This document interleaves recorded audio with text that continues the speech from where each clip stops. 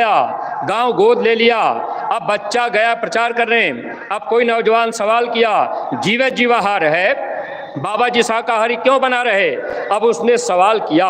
तो आपके घर का बच्चा अगर सत्संग में आता जाता है, सही बात बच्चा बता देगा, तो उस बच्चे के अंदर भी वैचारिक क्रांति दौड़ेगी। वह बच्चा भी सोचने लगेगा।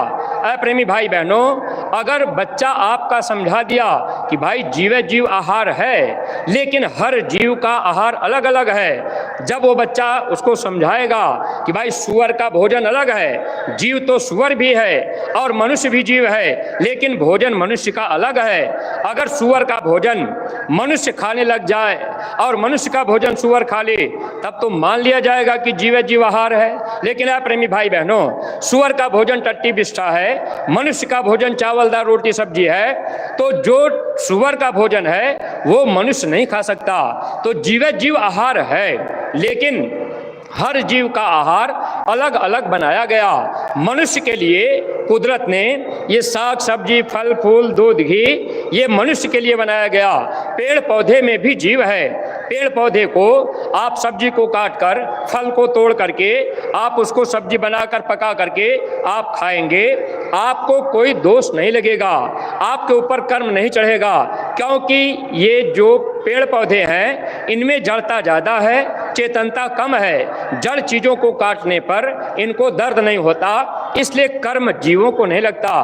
तो मनुष्य के लिए ये आहार बनाया गया। इसीलिए मोहम्मद साहब ने अपना पैगाम हदीस पुस्तक में जिक्र किया था, ऐ इंसान मैंने तेरे लिए तरह तरह के पेड़ पौधे, ताड़ खजूर, फल फूल, सूखे गिले मेवा मिश्री, दूध घी पैदा किया, आप इसका सेवन करो।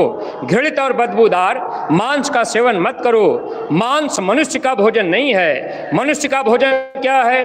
अन्न खाए सो मानवा, मांस खाए सो स्वान, अन्न मांस दोनों भखे, सो प्राणी राक्षस जान। तो जब आपके घर का बच्चा या हम आप गांव गोद लेकर गांव में लोगों को सही बात बताएंगे, तो गांव का बच्चा भी जब सही बात को सुन लेगा, उस समय वो माने ना माने, लेकिन जब वो अपने घर लौट के जाएगा, उसके मन के अंदर बार बार ये बात उठेगी कि जय गुरुदेव वाले बात सही कह रहे, उनकी बात जो कह रहे तो वो सही चीज है, क्योंकि ये आत्मा सच्ची बात को स्वीकार कर लेती है और उस बच्चे के अंदर एक क्रांति की लहर दौड़ेगी। फिर कभी मौका मिल गया, महाराज जी का काफिला चला गया, संजोग से वो बच्चा सत्संग में बैठ गया, तो महात्मा के वचन सुनते ही जीव उनकी तरफ खिंच जाते हैं। इसलिए सत्संगी प्रेमी भाई बहनों, इस वैचारिक क्रांति को फैलाने में हमारा आपका बचाव है। जब हम आप परोपकार में अपना तन लगाएंगे, अपना धन लगाएंगे, तो हमारा आपका बचाव होगा। स्वामी जी महाराज ने कहा, कुछ और लोग बचेंगे। कौन बचेगा?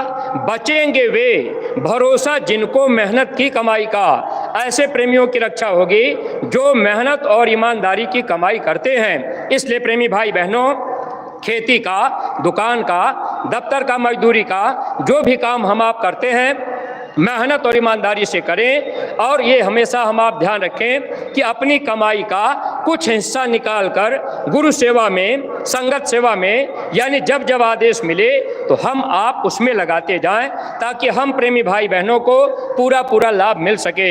ऐ सत्संगी प्रेमी भाई बहनों, हम लोगों का ये सौभाग्य है कि मानव जीवन में सद्गुरु मिल गए।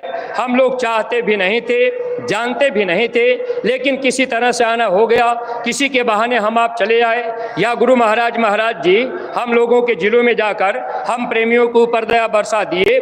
महात्मा तो दया देने के लिए निरंतर अपना समय दे रहे, परिश्रम कर रहे, लेकिन प्रेमी भाई बहनों, अब वक्त है, हमको आपको भी बैठने की जरूरत नहीं है। अभी महाराज जी हरदोई और सीतापुर में रात रात में चलकर प्रेमियों के घर घर जाकर न जाने किस प्रकार की दया दिए। ऐसा सत्संगी प्रेमी भाई बहनों, एक गांव गोद लेने का संकल्प लेने का आज महाराज जी ने वचन फरमाया है, तो आप ये ध्यान रखिएगा, एक गांव गोद जरूर लीजिएगा और गांव में आप जाया करिए। न जाने हमारे आपके आने जाने से उन गांव के लोगों को क्या लाभ मिल जाएगा, इसको हम आप नहीं जानते। तो अपना ये तन और अपना ये धन पर उपकार में गांव गोद लेकर जरूर लगाते रहिएगा। और प्रेमी भाई बहनों, जब आपके जिले के लोग कहीं बाहर के जिलों में जाएं और वहां सहयोग करने के लिए, तो आप लोग अपने अपने जिलों में सेवाएं